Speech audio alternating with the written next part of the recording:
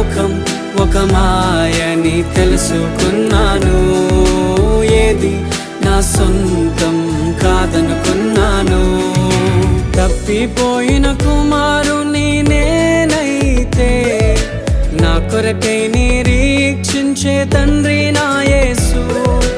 తప్పిపోయిన కుమారుని నేనైతే నా కొరకై నిరీక్షించే తండ్రి